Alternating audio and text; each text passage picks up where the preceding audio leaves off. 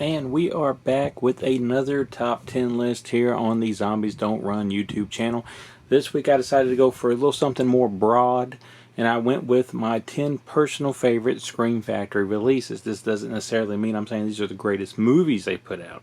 I'm just saying that it's probably, as far as I'm concerned, my 10 favorite ones they've released.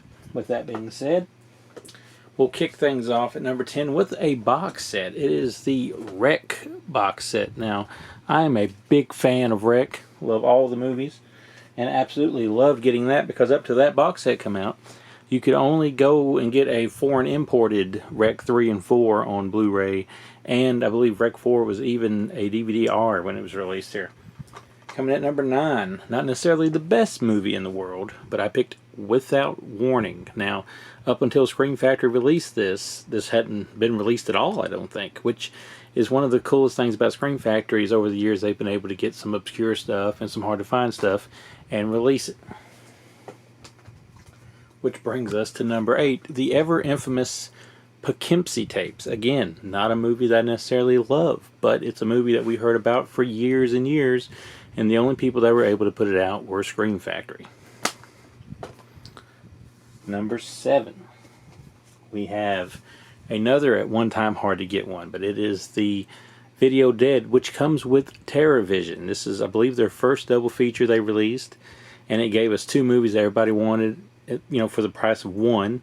So that was always a cool release. I thought it was one of my favorite ones when it came out. It still is. I love the Video Dead. TerrorVision, I'm a little bit more iffy on, but the Video Dead was a movie that a lot of people were after before it was released. Number 6, we've got another movie that they saved from the bootleggers of America with New Year's Evil.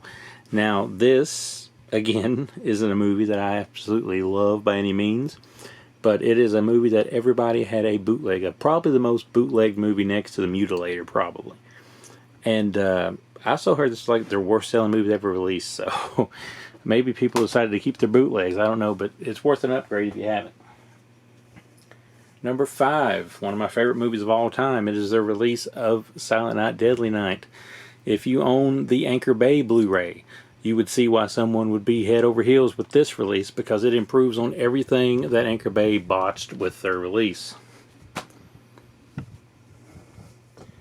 Number 4, we're going with Clive Barker's Nightbreed. Now, you could sub in if you have it, the more limited rare version of this, which comes with the regular version, but this is the director's cut, not to be confused with the infamous Cabal cut. But if you wanted another version of Nightbreed, this is probably the least controversial one to go with. Plus, it actually has stills that inserted in it that are, or footage I should say, inserted into it that are actually HD and not just VHS rips. So, for my money, that was a pretty cool release. As I flop my movies together here. Number 3, a movie that many people thought at one time or another, due to the music rights, that it was not going to make its way to Blu-ray. It is Tales from the Hood. Absolutely love this movie, love this release. Number 2, now you could go with the big box set, which most people would have the big box set as number 1, but I actually don't have it on my list. But I'm going with the movie that started it all. Well, this and Halloween 3 is the Halloween 2 Blu-ray from Scream Factory. The first release they ever done under the Scream Factory banner. Has the regular version, has the TV cut.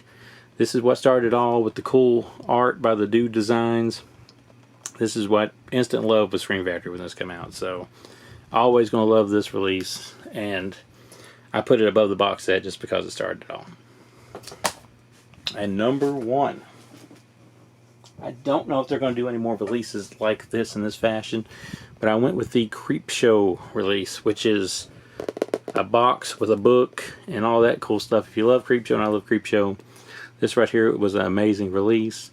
I would like to see more like this. It's very Arrow-ish, if I do say. And I don't know, the only thing missing from this is I think originally it said collector's edition up here, and the final product did not say that, but nonetheless, it did enough to warrant my number 1 spot here on my list. So there it is, folks. 10-1 Scream Factory releases. What do you think? Let me know below.